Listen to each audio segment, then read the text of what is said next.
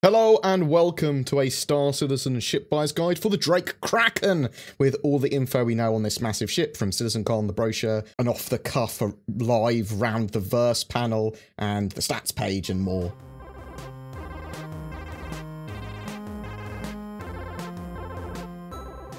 The Drake Kraken is a capital class light attack carrier.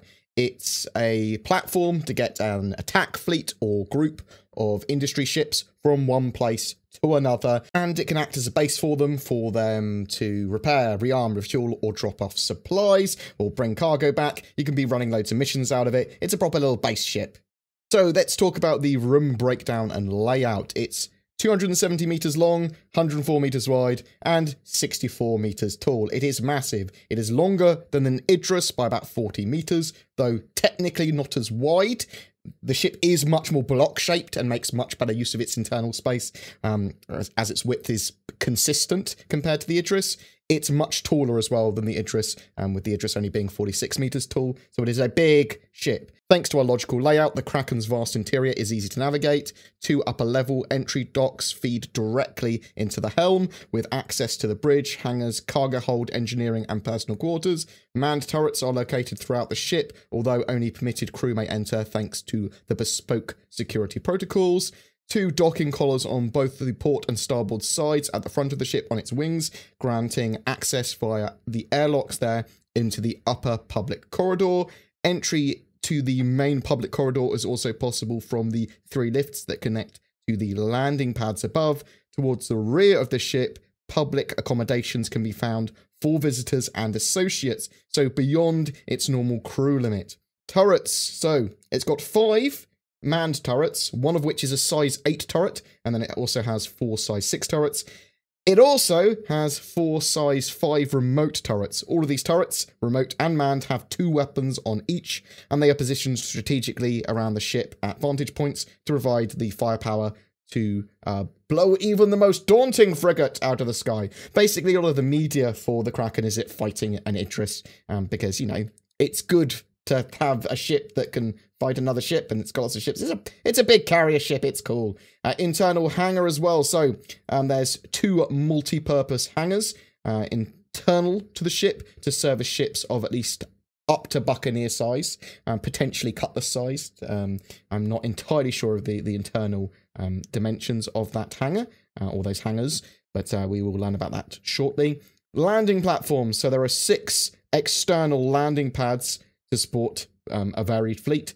4 pads for smaller fighter-sized ships. These are about the same size as the small pads on Port Olisar, while there's also 2 upper platforms that accommodate medium-sized ships.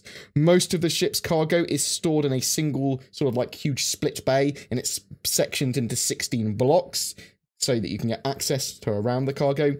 That cargo amount is 3,800 SCU of cargo space. That is a horrendous amount of cargo. There's also a Dragonfly bay for space for up to 4 Dragonflies, or like those sort of sized vehicles for rapid sort of like repair, rearm, refuel, and support of those craft, and deployment of them as well, so you can have them flying around. So combined ship carrying, it's got room for 8 ships and 4 Dragonflies. 2 of those ships can be of at least medium size. There is a bridge fitting a capital ship with 5 stations, and there's a rear section of like engineering so that you have access to all its main components and the engines as well. There is an internal tram system even with the ship, and accommodation for the crew and the captain's quarters.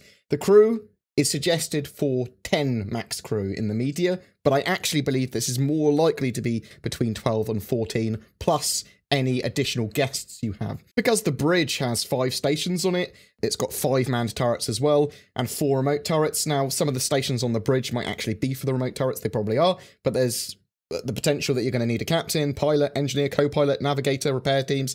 There's a lot you could put into the ship, and obviously there's guest quarters, so you could have security on there as well. There's a lot going on. The Kraken is fully loaded with capital class components, other than it has a large radar and 6 medium computers. I actually think at the moment medium computers are the largest computer size that you can get.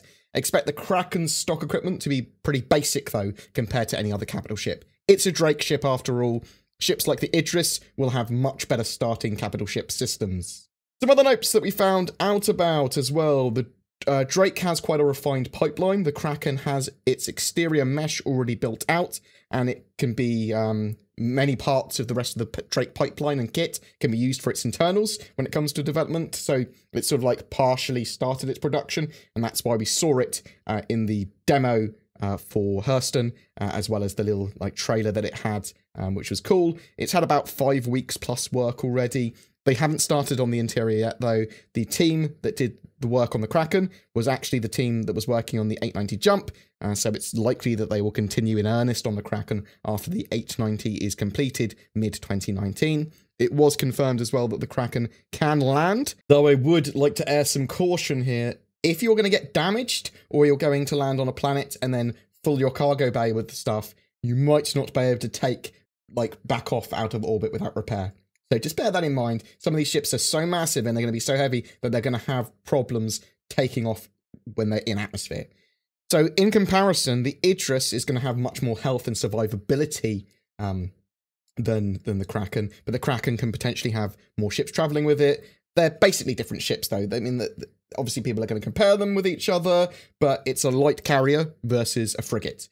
If the frigate gets really close and there's nothing protecting the Kraken, the frigate's going to win. But it might be a different story at a longer range if those ships from the Kraken get to engage the Idris first. Ships docked or landed on the Kraken will quantum travel in safety with it. Ships can be shot at on the Kraken.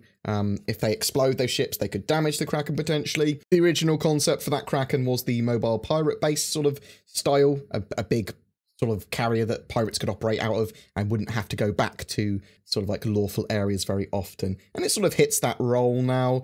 There isn't any additional ordnance that the Kraken has other than its turrets and the ships that it's carrying. There is no pricing information on the Kraken currently either. Backers that registered interest around CitizenCon time are going to be the first people that will be able to purchase the ship, it looks like. It's suspected that there will be limited numbers, some of which will go out to all backers probably. I'm personally expecting the ship to be priced at around $1,500. I'd hope it's cheaper, but that's what I'm expecting, sort of around Idris prices. But tell me what you think down below. We should have some more info on the Kraken potentially on the 22nd of this month, and an FAQ coming out shortly as well, giving us a bit more information, and we will cover that once we know more. My radar have provided a new Anvil Valkyrie to give away. All you need to do is to be subscribed to my YouTube channel and then comment on any of my Star Citizen videos made during October.